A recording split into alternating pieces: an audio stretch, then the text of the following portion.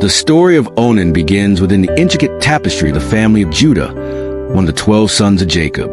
Judah, a man whose lineage would one day lead to kings and, according to Christian belief, to Messiah himself, had settled in the land of Canaan. There, he married a Canaanite woman, and together they bore 3 sons, Onan, and Shelah. Judah, once a young man seeking his own path, had now become a father, responsible for ensuring that his house would grow and prosper. But within his family, a storm was brewing, one that would test the foundations of duty, loyalty, and divine order. The firstborn, was a child of promise, expected to carry forward Judah's legacy. When he came of age, Judah found him a wife named Tamar, a woman of notable strength and resilience.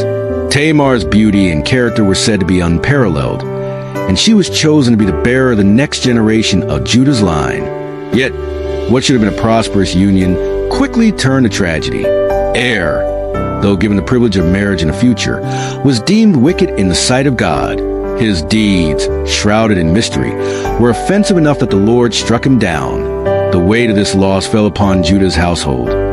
But the customs of the time provided a path forward, one that would ensure that heir's name would not vanish into oblivion. According to the ancient custom of Levirate marriage, when a man died without children, his brother was to take the widow as his wife and produce offspring in the deceased brother's name.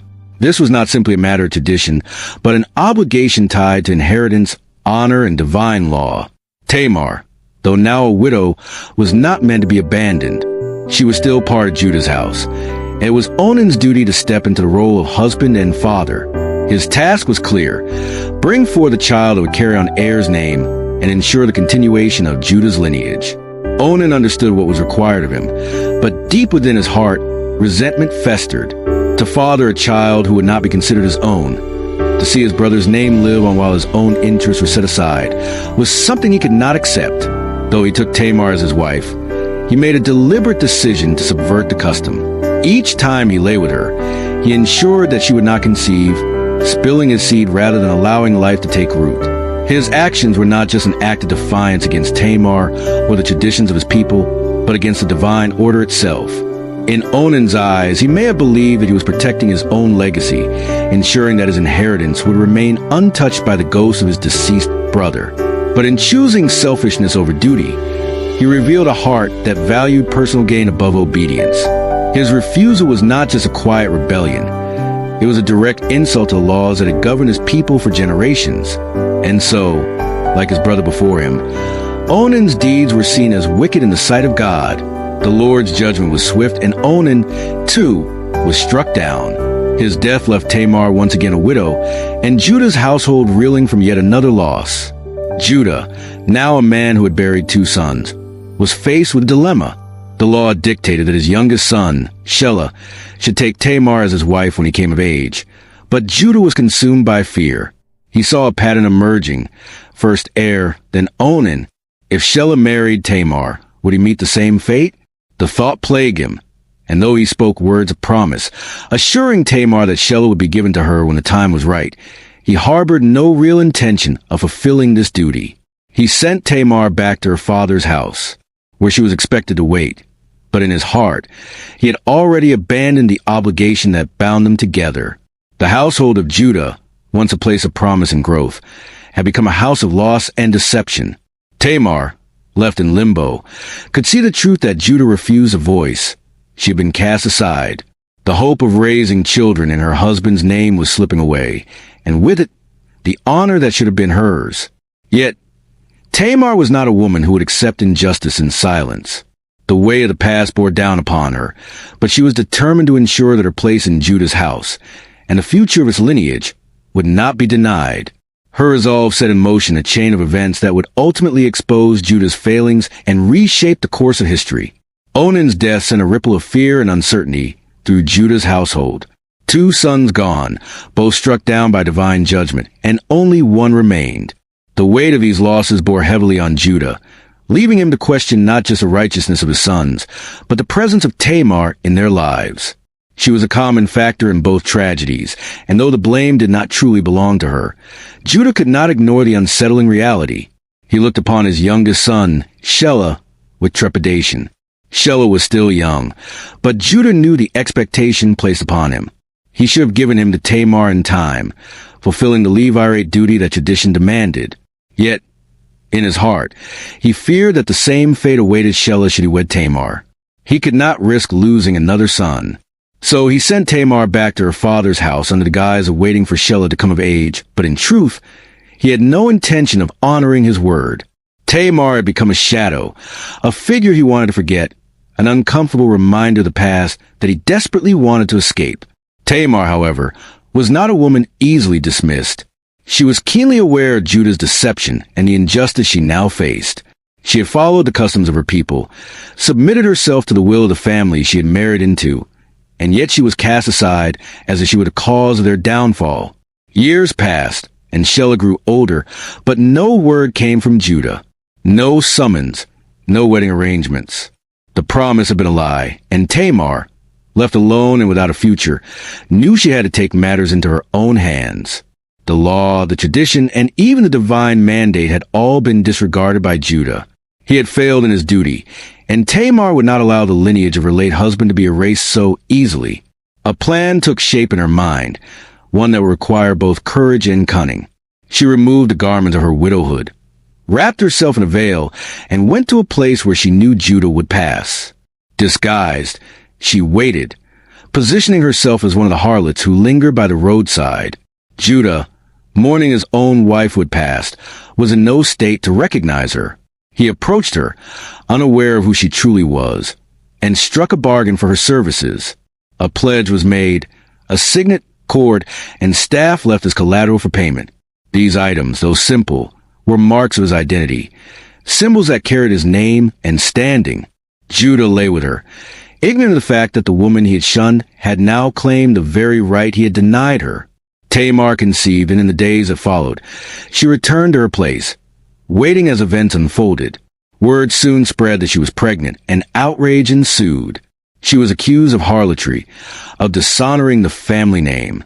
The irony of the accusation was not lost on her, for the very man who condemned her was the one who had unknowingly fulfilled the duty he had abandoned. Judah, furious and ashamed, called for a punishment, but Tamar was prepared.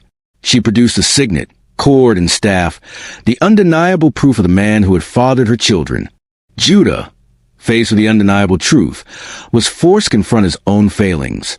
He could not deny what had happened, nor could he escape the realization that Tamar had acted with more righteousness than he had. She had upheld the customs he had chosen to ignore.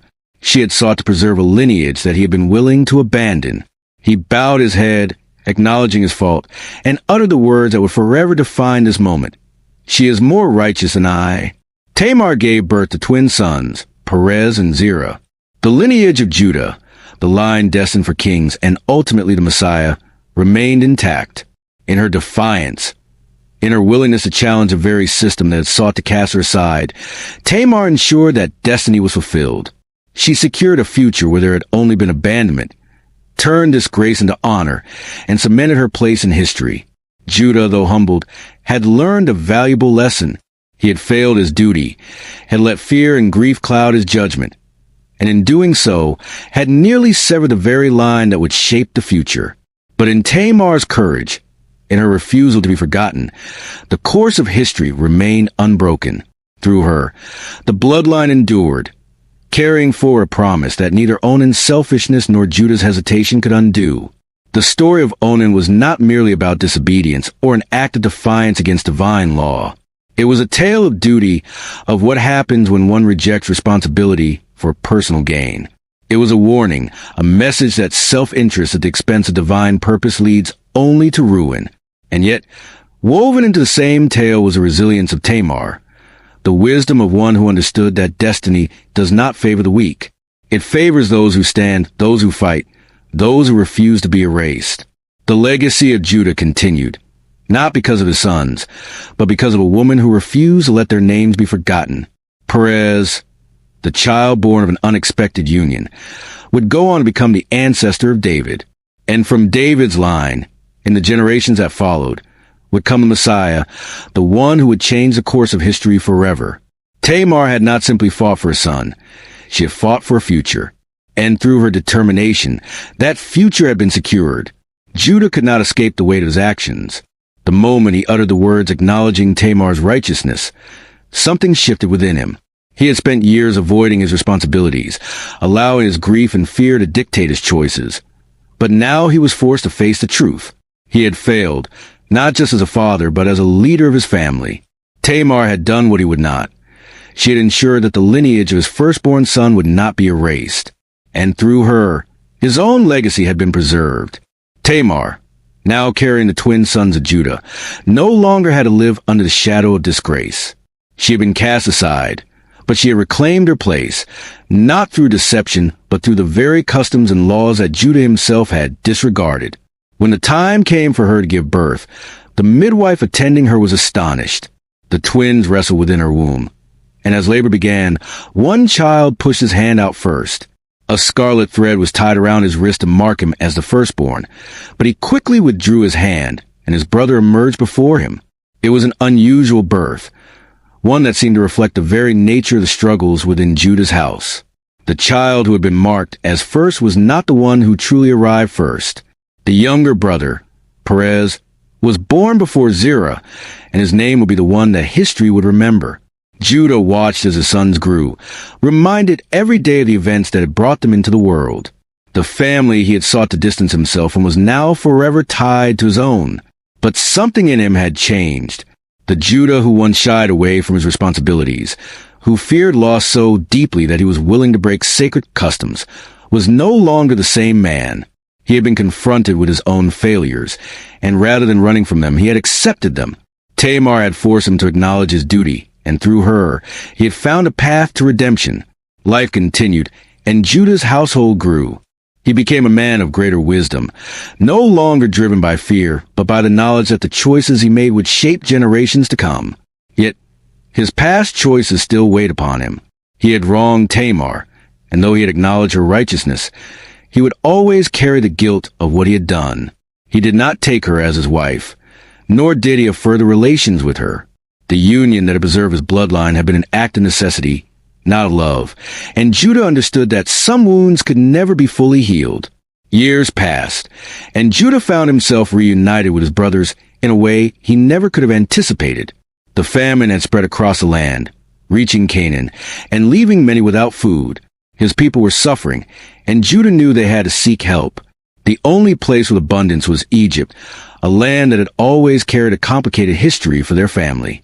It was there that their ancestor Joseph had once been sold into slavery, an act that still haunted Judah. He had been one of the brothers who had betrayed Joseph, who had watched as he was taken away, and had done nothing to stop it. The weight of that sin had never truly left him, and now, as he journeyed to Egypt in search of grain, he found himself face to face with the very man they had once cast aside. Joseph, no longer the helpless boy they betrayed, had risen to a position of great power. He recognized his brothers immediately, but they did not know him.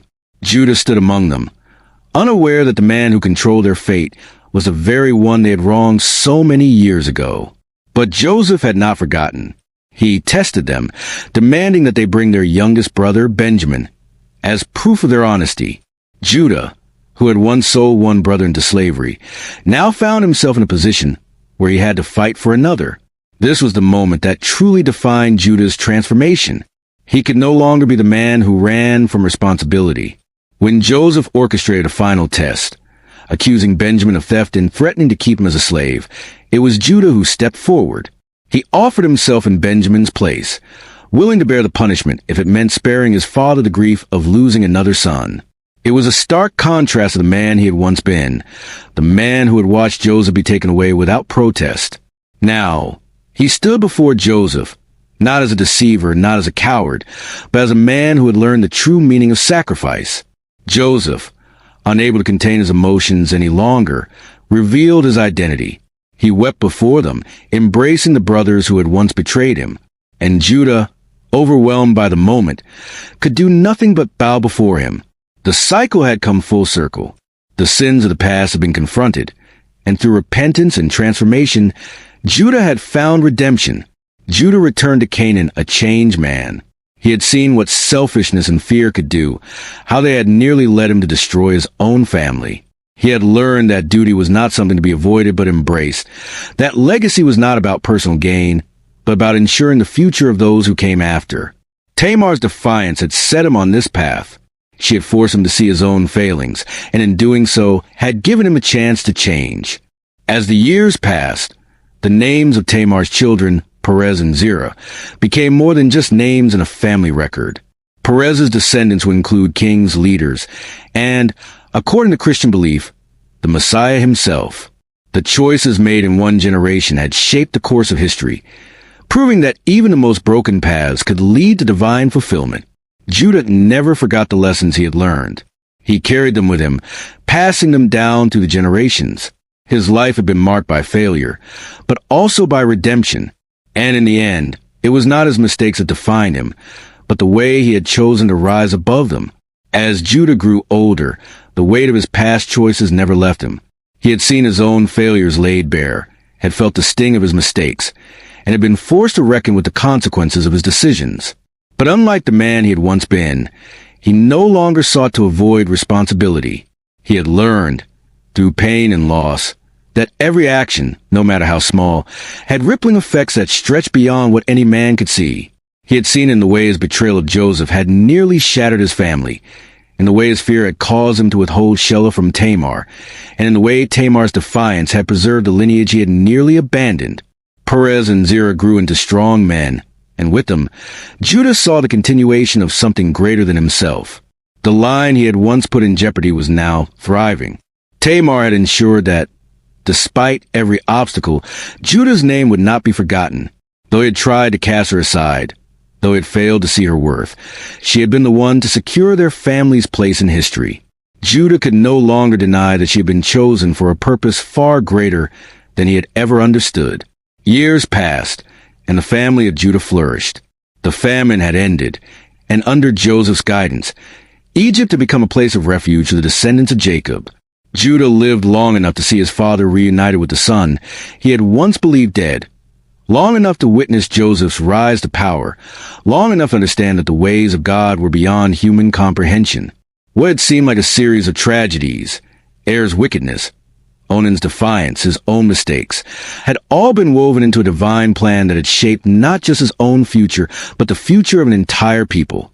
When Jacob's final days approached, he called his sons together, blessing each one and speaking prophetic words over their descendants.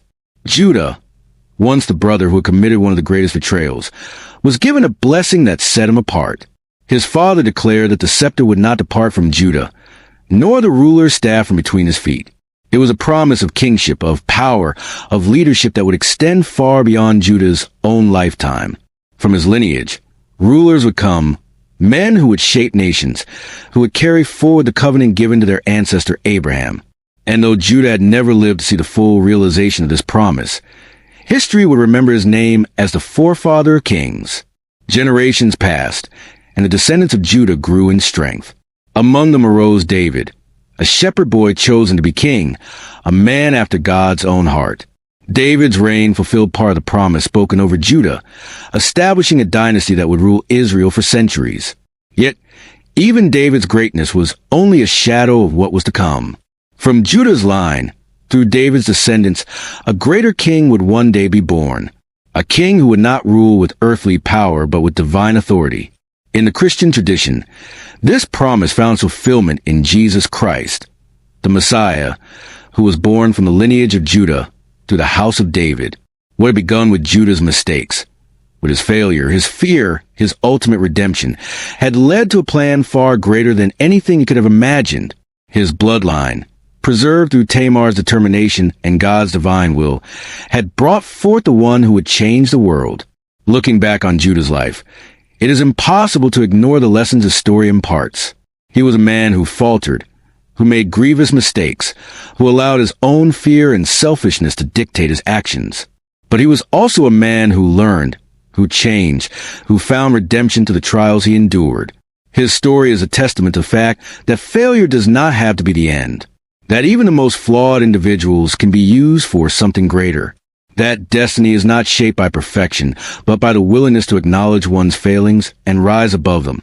Tamar, too, stands as a pillar of strength in this narrative, a woman who refused to be erased, who fought for what was rightfully hers, who ensured that the divine promise would not be lost. She was never meant to be a forgotten widow cast aside by history. She was chosen to be the vessel through which a great lineage would continue. Without her defiance, without her courage, the line of Judah might have ended before it ever had the chance to fulfill its purpose. Judah's story is one of transformation. He began as a man who ran from responsibility, who let fear dictate his actions, who betrayed those he should have protected. But he did not remain that man. He grew into someone who understood the way of his choices, who learned to stand for what was right, who embraced the role he had once shunned. He became a leader, a patriarch whose name would be remembered not for his failures, but for the redemption that followed them. And so, the story of Judah, Onan, and Tamar is not just a lesson about duty or consequence. It is a story about the unseen hand of destiny, about the way divine purpose unfolds through the actions of flawed and imperfect people. It is a reminder that no mistake is beyond redemption, that no failure is so great it cannot be turned into something meaningful. The scepter did not depart from Judah, just as Jacob had foretold. His lineage endured, his name was carried forward, and through the generations that followed, the promise of kingship was fulfilled. Even in the face of human error, divine will prevails. Even when the past seems broken, when it appears that mistakes have unraveled what was meant to be, history shows that God's plans remain intact. Judah's bloodline stood the test of time, not because of his perfection, but because of the grace that shaped his story. A grace that took failure and wove it into something eternal. A grace that ensured that his name and the legacy that followed would never be forgotten.